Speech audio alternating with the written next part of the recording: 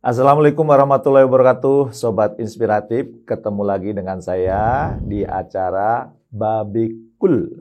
Bareng Babik, kulik sesuatu.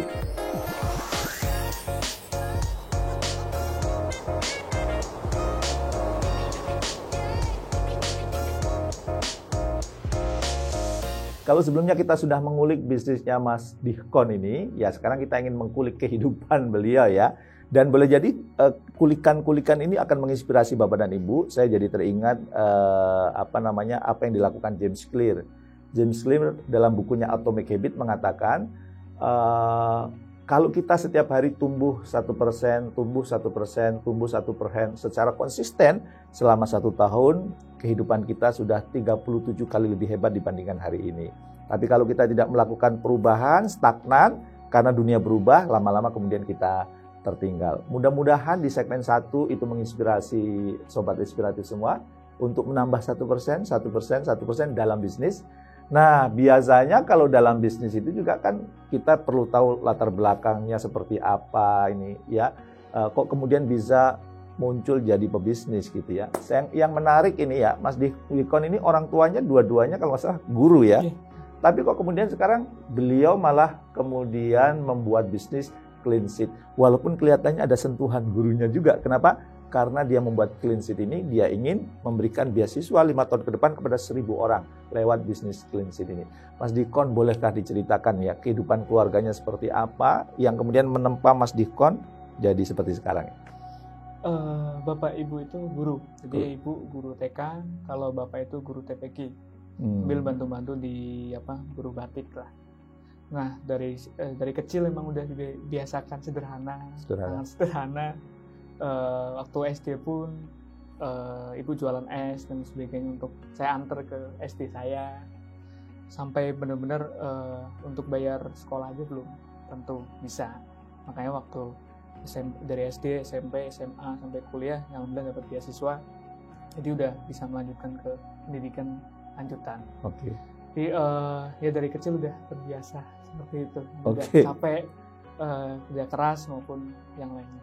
Ya, untuk menjadikan Mas Dihkon usia 24 tahun sudah jadi CEO, karyawannya sudah ratusan, sekarang bisnisnya sudah tersebar di Jabodetabek ya. Saya ingin tahu sih 3 kejadian atau 3 momen kejadian penting yang itu mempengaruhi hidup Mas Dihkon sehingga 24 tahun sudah jadi CEO. Masih bujang lagi. Gimana Mas? Yang pertama sih pas waktu kecil ya. Sebenarnya nama saya itu yaitu banyak ejekan lah. Karena memang namanya beda banget, di yang lainnya nggak ada gitu. Yeah. Saya dulu pernah minta untuk ganti nama gitu. Saking banyak diejek sama teman-teman gitu. Tapi dari situ, oh ini mungkin ada memang keunikan dari saya dan sebagainya. Akhirnya saya malah jadi pede. Tadinya saya itu memang orang pendiam dan nggak apa-apa, ya udah belajar aja, ranking 1, ranking apa ini biar dapat beasiswa. Terus yang kedua ya ketika saya nyantri. Santri kan lebih gila lagi. Saya harus ngaji sampai jam 12-an, berarti tidurnya kan berarti jam segitu. Belum saya ngerjain tugas, belum saya ngerjain PR dari sekolah. Pagi saya harus bangun ngaji lagi, baru pagi sampai sorenya saya sekolah SMA. Dari situ saya belajar, harus kerja keras ya, masih harus membagi waktu untuk spiritual ini dan sebagainya. Jadi tapi hatinya lebih tenang. Dan saya mencerminkan sederhanaan lah. Terus yang terakhir ya, yang tadi yang Clean Sheet, saya titik di terendah itu, saya nggak pernah minta uang ke orang tua. Maksudnya pas kuliah pun kayak ya udah kalau dikirim iya, kalau enggak ya udah kayak gitu. Saya lebih situ karena saya tahu kondisinya, jadi nggak mau memberatkan juga. Akhirnya waktu kepepet itu ya. Jadi selama kuliah nggak pernah minta uang dari orang tua? Jarang. Sobat Inspiratif yang masih kuliah, masih ada yang minta ke orang tua belajar sama Mas Dihkon nih. Tapi kalau dikasih ya saya nggak nolak gitu. Tapi saya nggak, kalau dikirim ya udah, kalau enggak ya udah. Gitu. Tadi jadi 3 ya, waktu masa kecil memang ditempa oleh orang tua, yang orang tua itu guru, pasti cara menempanya di atas rata-rata lah ya. Kedua ketika nyantri ya jarang tidur tadi, bahkan saya baca quote-nya tuh, saatku memang jarang tidur, tetapi aku punya banyak mimpi gitu ya. Itu apa makna quote itu? Dari situ bahwa anak muda itu maupun saya itu walaupun banyak keterbatasan, walaupun saya jarang tidur karena saya harus kerja keras dan sebagainya untuk bisa lebih baik lagi, tapi saya punya banyak mimpi loh yang satu persatu ini udah alhamdulillah udah capai gitu. Dari punya bisnis, ngumrohin orang tua dan sebagainya. Sudah ngumrohin orang tua? Wow, 24 tahun sudah ngumrohin orang tua ya. Saya ngumrohin orang tua usia saya sudah 40 tahun lebih. Cepet banget sekarang dunia berubah begitu cepat ya. Jadi banyak mimpi-mimpi yang memang ya alhamdulillah kecapai satu persatu. Kalau boleh tahu, apa mimpi terbesarnya Mas Diko? Kalau saya sih yang tadi sebenarnya ingin melihat anak-anak yang seperti saya dulu bisa melanjutkan pendidikannya, karena dengan pendidikan itu pola pikir lebih berubah. Pola pikir berubah, otomatis kehidupannya pun akan bisa berubah. Jadi harapannya bisa keluar dari garis kemiskinan. Karena di Clean Sheet kan sama ya tadi ya, permasalahan kebersihan selesai, anak putus sekolah dan pengangguran berkurang, ujungnya pada pengentasan kemiskinan. Oke, luar biasa. Kayaknya nanti bisa jadi menteri pengentasan kemiskinan Mas Diko. Berat. Iya, luar biasa ya. Jadi bangun bisnis itu ternyata akan kuat ya kalau memang punya pengalaman masa lalu ya. Saya juga gini Mas, saya kan dulu anak orang miskin juga ya, tinggal di tengah hutan itu ya. Yang memutus rantai kehidupan saya itu menurut saya itu pendidikan setelah saya kuliah di IPB dan kemudian saya punya bisnis. Makanya kemudian itu mempengaruhi saya. Maka kemudian saya punya sekolah di Lampung ya untuk pendidikan, termasuk akhirnya saya membuat training. Itu kan bentuk pendidikan yang lain ya. Itu saya yakini bahwa itu bisa mengentaskan kemiskinan. Jadi bisnis yang didasari oleh pengalaman kita ternyata itu punya kekuatan ya. Sebagaimana saya pernah dengar cerita dari Mas Nadiem Makarim ya. Dia itu salah satunya kenapa buat Gojek, karena pernah naik Gojek itu nggak nyaman kan, harganya nggak standar, baunya apek, tukang ojeknya, akhirnya jadi bisnis gitu. Ini inspirasi yang luar biasa nih. Oke, saya jadi ingin memperkuat lagi nih ya. Kalau kita lihat James Clear itu, kalau kita ingin membuat perubahan itu kita harus menemukan identity kita. Setelah identity di atasnya itu baru kemudian prosesnya, baru kemudian hasilnya gitu.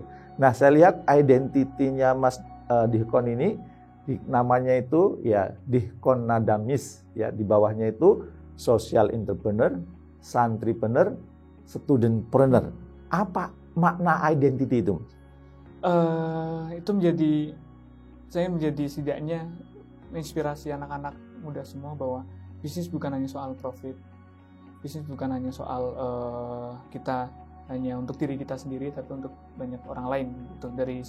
Dari social entrepreneur itu bahwa ada loh bisnis yang bisa sekaligus berdampak, bukan hanya soal bisnis aja, untung aja, tapi bisa juga untuk membantu yang lainnya. Kalau santripreneur lebih ke bahwa bisnis juga harus kita sesuai dengan ibadah kita, sesuai dengan saya santri, jadi saya otomatis harus kesederhanaan maupun apa, itu kan mencontohkan itu. Terus yang studentpreneur, kita sebagai pembisnis harus menjadi seorang pembelajar. Oke. Setiap hari harus belajar, datangin orang yang kalau kelemahan anak muda adalah pengalamannya yang masih dikit. Oke. Saya biasanya untuk mengurangi kelemahan itu, saya datang ke orang-orang yang udah bisnisnya udah lama. Saya todong untuk, Pak, gimana caranya untuk membangun ini, ataupun saya ada masalah ini nih, gimana caranya? Oh, ini saya udah pernah ngalamin nih, Bapak. Nah, itu dari situ saya dapat itu. Walaupun saya udah nggak jadi mahasiswa lagi karena udah lulus, tapi tetap saya terus melakukan untuk belajar. Jadi selalu punya mentor ya? Ya. Ada yang mentor memang didatangi sekali-kali, atau jangan-jangan ada mentor yang rutin? Ada juga. Jadi saya ada semua. Jadi dari branding ada, marketing ada, spiritual ada, bisnis ada, pajak ada, legal ada, dan sebagainya. Jadi kalau ada apa-apa, anak-anak Clean Sheet tinggal datang ya ke situ ya, datang ke sini. Nah, itu tugas saya adalah sebagai CEO maupun founder adalah merangkum semua itu biar kalau ada apa masalah apa gampang. Oke, lagi-lagi tentang kekuatan relasi, lagi-lagi tentang kekuatan menjalin hubungan dengan orang-orang yang ahli di bidangnya, dan tadi dia tinggal nyuruh anggota tim. Kenapa? Karena pebisnis yang hebat, pemimpin yang hebat itu bisnisnya tetap jalan ketika pemimpinnya jalan-jalan. Ya. Dan pemimpin yang jalan-jalan itu bukan jalan-jalan senang-senang ya, tapi bangun relasi gitu ya, bangun relasi gitu. Apa kiat-kiat Mas Dihkon membangun relasi? Kalau saya lebih ke saya harus berikan kepercayaan dulu sih, maksudnya kepercayaan ke orang lain. Kalau kita satu relasi udah nggak dipercaya, itu akan sulit. Dan relasi nggak bisa cepet ya, maksudnya cepet itu adalah kita datang hari ini kita langsung minta apa gitu, nggak bisa. Kita harus awal-awal itu ya kita lebih ke niat silaturahmi aja, belajar, nyari mentor ataupun apa. Lama-kelamaan kan pasti beliau juga, oh iya kon, saya ada kendala di sini nih Pak. Kayak kemarin Pak Jody kan kayak gitu. Pak, saya ada kendala nih di akademi gitu. Siapa orang yang bisa untuk ini? Oh iya Pak Jamil aja. Nah, kan, jadi kenal lah Pak ya. Jadi memang harus, kalau memang mau kenalan ya, mau membangun relasi, ikuti komunitas, ikuti orang-orang yang udah hebat. Tinggal beliau yang ngenalin ke saya langsung jawab Mas Jody, karena kalimat pembukanya Mas Jody apa? Ini ada Mas Dikon, ya, peserta mentoring leader. Ya itu juga cara-cara. Iya, kan dulu ikut program mentoring leader ya. Pak Fatan kalau nggak salah, coachnya ya. Walaupun lebih sering sama Mas Bakri ya. Pak Bakri, Pak Jody, sering. Oke, ya. Jadi mentor itu penting bro. Aduh, sobat inspiratif kok jadi bro ya. Mentor itu ternyata penting. Saya juga sampai sekarang masih punya mentor ya. Urusan spiritual saya punya mentor, urusan bisnis saya punya mentor, urusan kehidupan kita punya mentor. Dan ternyata mentor itu kadang-kadang memberitahu apa yang kita tidak tahu. Ya, saya pernah dapat tonjokan dari mentor saya waktu saya lagi itu Mas, lagi sering muncul di televisi gitu ya. Atau kalau saya ngisi orang ribuan, 20, saya pernah ngisi training seminar 22.000 orang. Peserta berdiri standing plus, itu saya senang. Ya, saya cerita ke guru saya jawabnya apa? Jamil, ingat, nyamuk mati karena tepuk tangan. Hati nuranimu bisa mati kalau tepuk tangan. Kalau kamu berdoa itu, oh iya ya. Jadi sekarang kalau saya ngisi sudah tidak berharap tepuk tangan lagi. Pokoknya bagaimana manfaatnya buat orang lain. Keren nih, identity. Karena kalau Anda mau ikut James Clear, kalau hidup Anda ingin terarah, temukan dulu identitinya, ya. Dan Mas Dikon ini sudah menemukan identitinya sebagai social entrepreneur yang di dalamnya kadang juga memanfaatkan teknologi. Ada santripreneur, social entrepreneur itu kenapa? Karena bisnis bukan hanya sekedar untung, tapi memberi manfaat buat banyak orang. Dan kemudian yang menarik tadi apa? Santripreneur, ya, karena ternyata preneurnya ini juga, bisnisnya ini juga bisa dijadikan bekal untuk pulang ke kampung akhirat ya. Disayang sama Allah. Malum, beliau latar belakangnya santripreneur. Dan studentpreneur saya kira tadinya itu adalah ngasih pelajaran buat anak-anak sekolah. Tapi maksudnya studentpreneur itu, bisnis itu juga pembelajaran ya. Jadi kita perlu terus belajar, jangan bangga dengan diri sendiri ya. Karena tabiat ilmu sama dengan tabiat air. Dia akan mendekati tempat yang rendah. Lautan yang luas menampung banyak air karena tempat rendah. Pebisnis akan banyak ilmunya kalau rendah hati, enggak sombong ya. Kemudian flexing ya. Pamer-pamer kekayaan ternyata ditahan sekarang di penjara ya. Oke, jadi begitu identitinya sudah ketemu, maka prosesnya sudah. Kalau beliau sekarang pasti kerjaannya bagaimana membesarkan clean sheet, bagaimana kemudian mengembangkan clean sheet ya. Jadi outcome-nya sudah kelihatan nih ya. Usia 24 tahun sudah jadi CEO, karyawannya udah ratusan, manfaatnya sudah cukup besar. Saya dulu usia 24 tahun kemana ya? Masih mencari jati diri, ini sudah menemukan. Nah, pertanyaannya itu apakah memang dulu kebayang Mas mau jadi punya bisnis clean sheet itu? Enggak ya? Dulu kebayangnya mau jadi pebisnis kayak apa? Saya itu cita-cita itu menjadi motivator internasional. Wah, pesaing saya dong. Tapi sebelum jadi motivator kan pasti harus ada hal. Nah, makanya saya jadi pengusaha dulu. Siap. Nah, berarti setelah ini Mas Dikon perlu sering-sering sama saya. Ya. Biar jadi motivator internasional. Dan kalau sudah punya rekam jejaknya itu lebih powerful. Sebab kalau kita jadi motivator belum pernah punya bukti, nanti dikira jualan air ludah, jualan abab ya. Nanti muncul meme di sosial media. Hidup tidak semudah cocok motivator gitu ya. Jadi kalau Mas Dikon membuktikan, saya support, saya siap mendampingi Mas ya. Kenapa? Ada quote-nya Mas supaya makin mantap ya. Satu peluru hanya bisa menembus satu kepala, satu kata bisa menembus jutaan kepala. Jadi Mas Dikon, kalau nanti sudah berhasil di dalam bisnisnya, apalagi bisnisnya sudah autopilot jalan, jangan lupa ilmunya di-sharingkan. Dan orang lebih percaya karena sudah ada buktinya gitu. Nah, boleh tahu Mas, kalimat-kalimat yang sering menjadi penyemangat Mas Dikon itu apa? Kalau saya lebih ke bahwa hidup itu ya hanya sementara aja. Maksudnya kalau saya itu apa sih yang membedakan saya dengan yang lainnya? Dengan jutaan, miliaran orang di dunia maupun di Indonesia. Kalau saya hanya ibadah-ibadah aja, sama dong sama kayak yang lain. Nah, apa yang bisa membedakan saya sehingga spesial di mata Allah? Ya udah, saya harus bermanfaat bagi banyak orang. Masih bujang, sudah bijak ya. Ada yang tertarik, boleh tulis kalau sini. Iya, dan memang saya pernah ketemu Pak Bob Sadino ya. Bob Sadino kan dulu, kalau siapapun yang mau belajar bisnis di zaman saya, mungkin yang muda-muda belum kenal ya. Kalau Pak Bob itu bilang, kalau mau jadi bisnis, jadilah yang pertama, jadilah yang terbaik, atau jadilah yang berbeda. Jadi yang pertama dalam bisnis itu perlu waktu kan. Kalau jadilah yang terbaik itu berarti bersaing dengan yang lain, itu berdarah-darah. Tapi yang bagus jadilah berbeda. Jadi kalau jadi yang berbeda itu diibaratkan ini.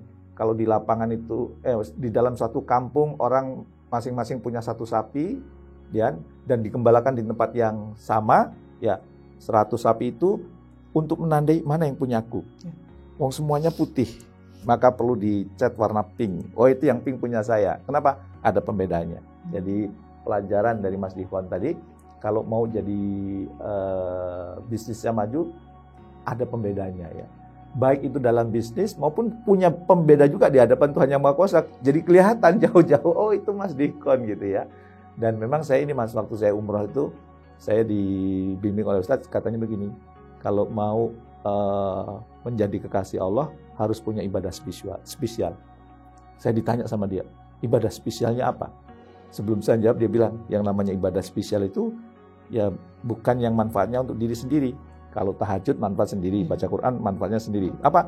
Yang manfaatnya buat orang lain. Maka saya jadi mantap, jadi inspirator sukses mulia, karena itu ibadah spesial saya, ya, yang akan saya persembahkan kepada Tuhan Yang Maha Kuasa. Luar biasa ini ya. Kalau boleh tahu keseharian Mas Dikon apa sekarang?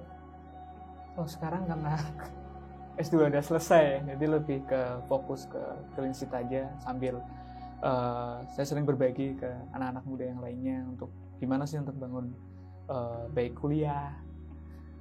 Saya dulu kan berarti padat banget dulu, berarti S1, S2 percepatan, berarti semester 7 itu saya 24 SKS. Oke. Berarti saya sambil skripsi, sambil S2, sambil ngerintis bisnis. Oke. Kan padat banget, berarti otomatis sambil ibadah dan sebagainya. Nah, saya sering berbagi ke anak-anak yang lainnya yang mau belajar. Saya selalu, ayo belajar bareng, saling berbagi yang pengalaman-pengalaman saya. Akhirnya mereka jadi lebih semangat dan lebih termotivasi untuk bergerak, karena keterbatasan bukan hal yang mustahil. Oke. Berarti sobat inspiratif, ya kalau kita kulik-kulik dari Mas Dikon ini, kalau Anda ingin terus berkembang, apa syaratnya? Memberi manfaat buat orang lain ya. Dan ini sejalan dengan riset-riset terbaru. Ternyata riset terbaru Mas, Anda ingin stresnya berkurang, bukan menyendiri di kamar, tapi berinteraksi dengan orang, memberi manfaat. Bahkan si Oprah Winfrey itu melakukan riset. Mana yang lebih bahagia? Orang yang menghabiskan uang untuk jalan-jalan di waktu libur, atau pas waktu libur yang uangnya digunakan jalan-jalan itu digunakan untuk membantu orang. Ternyata dari risetnya itu, dari survei yang dia lakukan, ternyata lebih berbahagia kalau kemudian membahagiakan orang lain. Ya, dan Mas Dikon punya mental itu. Ya, kalau dalam kerangka saya biasanya namanya sukses mulia. Sukses sebagai pebisnis, mulia keberadaannya memberi manfaat. Bisnis Anda pun akan terus bertumbuh kalau Anda punya konsep sukses mulia. Untung profitnya ada, benefitnya juga besar. Itu namanya sukses mulia, dan ini ada di Mas Dikon. Oke, kita sudah ngulik-ngulik Mas Dikon ya. Usianya 24 tahun, jadi pelajaran. Yang sudah usianya lebih dari 24 tahun tetap berguru juga sama beliau. Dan barangkali juga rumah Anda perlu dibersihkan oleh tim beliau. Boleh. Dikontaknya kemana itu Mas? Bisa ke aplikasi maupun ke WA maupun telepon bisa. Aplikasinya apa? Clean Sheet ada. Ada aplikasi Clean Sheet ya? Bisa di-download ya? Bisa. Oke, itu ada aplikasinya. Support Dan kalau Anda mensupport bisnis beliau secara tidak langsung, Anda membantu memberikan beasiswa kepada yang meneruskan sekolah maupun kuliah. Kenapa? Karena memang yang kerja di beliau syaratnya salah satunya itu, dan memang visi beliau, keinginan beliau untuk bisa paling tidak 5 tahun ke depan membantu 1.000 orang yang itu bisa melanjutkan sekolah dan melanjutkan kuliah. Silahkan cari di Google Store apa namanya? Play Store ya, cari Clean Sheet, kemudian download, kemudian bisa pesan kepada beliau karena akan membantu banyak orang sekolah, membantu banyak orang muda, sekaligus membesarkan bisnis anak Pekalongan ini. Oke, semoga bermanfaat. Terima kasih. Insya Allah kita ketemu lagi. Kita akan kulik orang-orang yang spesial di Indonesia ini, yang kemudian bisa menginspirasi sobat inspiratif semuanya. Terima kasih. Assalamualaikum warahmatullahi wabarakatuh. Matur nuwun Mas Ikon.